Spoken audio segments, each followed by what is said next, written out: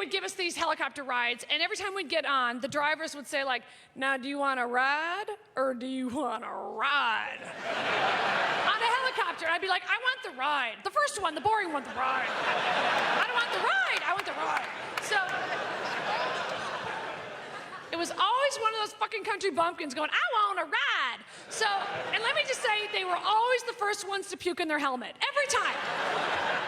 So we go up, and I swear to God, the wrestler was there with his wife, and I actually heard her say, can this thing do a loop-de-loop? Be with me. So anyway, now it's time to do the show, and we would do the shows, and the thing that was really touching about it was every base we went to, they had lost soldiers. And so you look out, and sometimes we would do a show for 1,500 people, and sometimes for, 30 people. And it was so moving because you look out in the audience, and these men and women, they look like kids. Their cheeks are pink, and they would say, let's bow our heads for, the person we lost today or whatever, and it was like heartbreaking.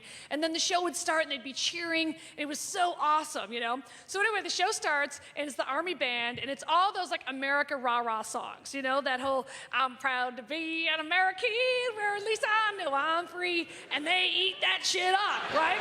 And they should. That's their job, and I'm all for it, and I fucking cried every time. Don't get me wrong. I cried every fucking night. So anyway,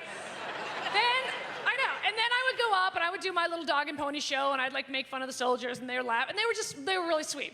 So anyway, then, oh wait, I gotta tell you about the cheerleaders. All right, so there were 2 cheerleaders, and their job was to basically go out in skimpy outfits and like say hi to the guys and some of the ladies, if you know what I'm saying. Oh, wait. Let's be honest. All right, so. One thing I was fascinated by was, we've all heard so much about gays in the military. And I was determined to see how that really shook down, because if 10% of the population is gay, how can there be, none in the military? So I was looking around, looking for my gays. And then, because I thought, I'm going to see them. And so, anyway, sure enough, I will never forget it. I'm at a mess hall in Kandahar, Afghanistan. Right? Sitting there, because if we weren't doing a show, they would just say, go to the mess hall and make everybody laugh. So I would go and sit down, and I'd ask them where they're from, and that part was always really fun. So I'm sitting there talking to these guys, and then off in the corner, there's this guy holding a tray, and this is all I hear.